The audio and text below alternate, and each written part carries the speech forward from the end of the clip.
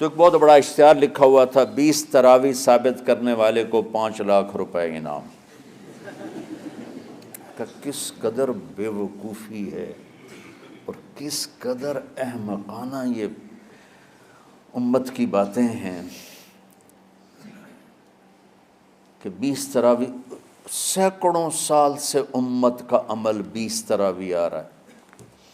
تراویح کا نام جو پڑھا مجھے یوں لگتا ہے کہ اہل مکہ، یعنی اہل مکہ جو تھے نا، وہ 4 تراویح پڑھ کے ایک طواف کرتے تھے، تو وہ آرام کے لیے ہوتا، ترویحہ آرام، تھوڑی دیر کا آرام۔ تو 4 تراویح کے بعد ایک طواف کرتے تھے، وہ چھوٹا سا طواف 10 منٹ میں ختم ہو جاتا تھا، اور پھر 4 تراویح پڑھتے تھے، پھر طواف کرتے تھے، پھر 4 پڑھتے تھے، پھر طواف کرتے تھے۔ یہ صحابہ کے تھوڑے بعد کے دور کی بات۔ تو مدینے والوں کو پتہ چلا کہ مکے والے تو یہ کرتے ہیں، وہ کہنے لگے اساں کی کریے؟ انہوں نے کہا اسی 40 تراویح پڑھیں گے، 40 رکعت۔ وہ 40 رکعت پڑھتے تھے۔ تو نوافل میں کوئی سختی نہیں کہ بھائی 8 سے زیادہ نہیں پڑھنی، بدعت ہو جائے گی، اور 20 پڑھنا بدعت ہے، یہ سب جہالت کی بات ہے۔ اور یہ 8 پڑھ رہے ہیں یہ غلط ہے، یہ بھی حماقت کی بات ہے۔ جو صحیح حدیث سے دلیل پکڑ کے کوئی عمل کرتا ہو تو بھائیو اس سے بحث نہ کیا کرو، مناظرہ نہ کیا کرو، یہ بہت نادانی والی بات۔ اور امت کا خلق لاکھوں کروڑوں انسانوں کا ایک عمل پہ جمع ہونا، یہ بذات خود اس کی طاقت کی ایک دلیل۔ اور حرمین جب سے میرے رب نے حضرت عمر نے 20 رکعت شروع کی، آج تک وہاں بھی ساری مساجد میں 8 رکعت تراویح ہوتی ہے، لیکن حرمین کی مسجد میں 20 رکعت، ادھر بھی ادھر بھی۔ اور یہ جو وہ وہاں ختم قرآن پہ دعا نہیں مانگی جاتی، یہ کس کا عمل ہے؟ حضرت عثمان کا۔ حضرت عثمان نے اپنے دور خلافت میں تراویح پڑھانے والے سے کہا جب قرآن ختم کرو تو دعا کرنا۔ وہ کہنے لگے جی کیا دعا کروں؟ کہ جو تیرے دل میں آیا کرنا۔ تو ختم قرآن کی رات تراویح کی آخری رکعت میں من الجنت والناس کے بعد دعا کے لیے ہاتھ اٹھانا، یہ حضرت عثمان رضی اللہ تعالیٰ عنہ نے اس کو زندہ فرمایا۔ اور امام دعا کرتا تھا 1 منٹ 10 منٹ 20 منٹ جتنے بھی، اور پیچھے لوگ آمین کہتے تھے۔ وتر کی جماعت نہیں ہوتی تھی، وتر کو باجماعت حضرت مولا علی رضی اللہ تعالیٰ عنہ نے شروع کی کہ وتر کو بھی باجماعت پڑھا جائے۔ تو یہ ان کی سنت ہے کہ وتر کو باجماعت پڑھا گیا۔ تو اب یہ لہٰذا یہ سارے سنت جو کام ان خلفۂ راشدین سے ہوا وہ بھی سنت ہے۔ تو اللہ نے ہمیں ایک عبادت دے دی کہ میرا قرآن پڑھو اور سنو۔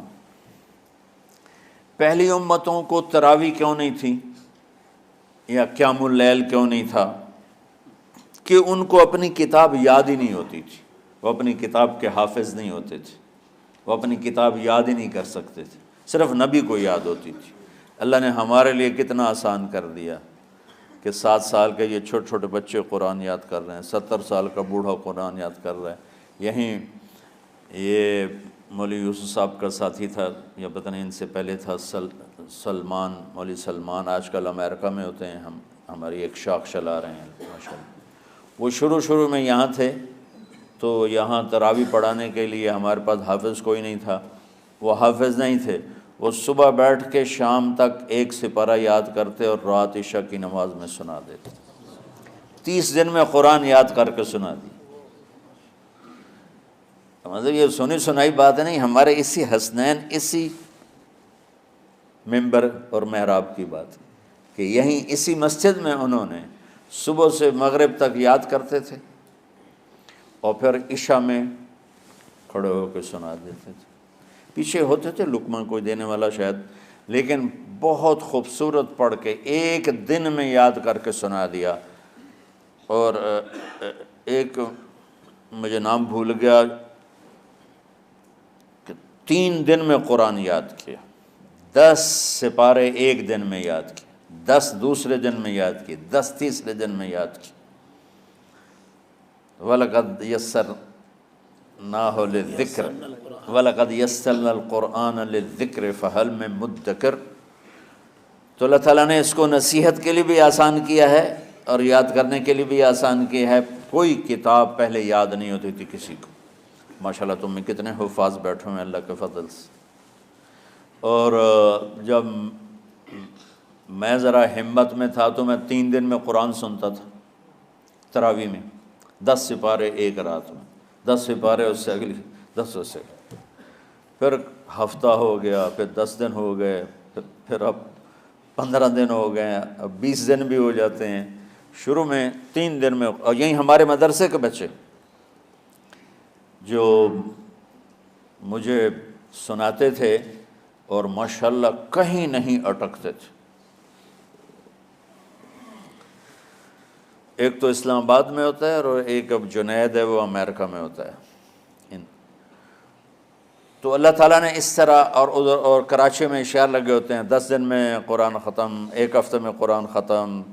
یہ وہاں اشتہار لگے ہوتے ہیں، بھئی آپ ہمارے پاس آ کے تراویح پڑھیں، ہم ہفتے میں قرآن ختم کر دیں۔ ٹھیک ہے، تو اللہ نے ہمیں رات کی نماز عطا فرمائی، اور چونکہ یہ ایک مشقت ہے تو میرے نبی نے کہا یہ رات کی نماز کے ہر سجدے پر 1500 نیکی لکھی جاتی، 1500 نیکی لکھی جاتی۔ اور اللہ تعالیٰ ہر سجدے پر جنت میں ایک محل بناتا ہے جس کے 60,000 سونے چاندی کے دروازے ہوتے ہیں، اور ایک درخت اس کے لیے لگاتا ہے جس کے نیچے 100 سال گھوڑا دوڑ سکتا ہے۔ تو رمضان کا اہتمام آپ رجب سے شروع فرما دیتے تھے، جس کو ہم آج صلاۃ التراویح کہتے ہیں۔ میرے نبی کے زمانے میں اسے قیام اللیل کہا جاتا تھا۔ تراویح کا نام کب پڑا اس کا تو مجھے پتہ نہیں، کہیں نہ کہیں لکھا ہوگا، لیکن صحابہ کے دور میں اس نماز کا نام تھا قیام اللیل۔ اس لیے حضرت عائشہ رضی اللہ تعالیٰ عنہ کی روایت ہے جس سے 8 رکعت والے حضرات استدلال کرتے ہیں کہ رمضان اور غیر رمضان میں، اس کو امام بخاری نے قیام اللیل کا ہی عنوان دیا ہے، آپ نے 11 رکعت سے زیادہ نماز نہیں پڑھی۔ ایک ضعیف روایت میں ہے کہ آپ نے 3 دن پڑھائی نماز، یہ تو صحیح روایت ہے۔ کتنی رکعت پڑھائی؟ تو ایک ضعیف روایت میں ہے کہ 20 رکعت پڑھائی۔ اچھا، ضعیف روایت سے عبادت ثابت نہیں ہو سکتی، حکم شرعی۔ تو جب حضرت عمر رضی اللہ تعالیٰ عنہ نے سب کو، اب میرے نبی کے دور میں 3 دن کے بعد آپ تو آئے نہیں کہ کہیں فرض نہ ہو جائے، تو صحابہ اپنے طور پر قرآن سنتے تھے ٹولیوں میں۔ صدیقی دور میں 2 سال وہ فتنوں میں گزرا، تو اس میں بھی اسی طرح چلا کہ ٹولیوں میں ہوتے تھے۔ حضرت عمر رضی اللہ عنہ کے زمانے میں حکومت مضبوط ہو گئی، طاقتور ہو گئے، تو ابتدائی سالوں میں نہیں، چند سالوں کے بعد اب مسجد میں تشریف لائے تو لوگ اس طرح کوئی 4 ادھر 4 ادھر 5 ادھر 10 ادھر 20 ادھر، تو کہنے لگے ان کو ایک امام پہ جمع کر دیا جائے تو کتنا اچھا ہوگا۔ تو آپ نے سب کو اکٹھا کیا اور ابی بن کعب رضی اللہ تعالیٰ عنہ کو امام بنایا، اور سب کو ایک نماز پہ جمع کر کے 20 رکعت کا حکم عطا فرمایا۔ تو حضرت عمر کا یہ عمل اس حدیث کو مضبوط کر دیتا ہے کہ چونکہ میرے نبی نے کہا علیکم بسنتی و سنت الخلفاء الراشدین من بعدی، کہ میری اور میرے خلفاء راشدین کی سنت پر مضبوطی سے عمل کرنا۔ تو حضرت عمر کا جو 20 رکعت طے کرنا ہے، اگر ان کا اپنا اجتہاد ہے تو بھی ہمارے لیے عمل کے لیے کافی ہے، اور اگر ان کو یہ یاد ہے کہ میرے نبی نے 20 پڑھی تھیں تو اور زیادہ اچھی بات ہے۔ لیکن بہرحال جو 8 پڑھتا ہے ہمارا اس پہ بھی کوئی اعتراض نہیں، چونکہ وہ بھی حدیث کے ساتھ بات کرتا ہے، اور باقی پوری امت 20 پڑھتی ہے ان پر بھی اعتراض نہیں۔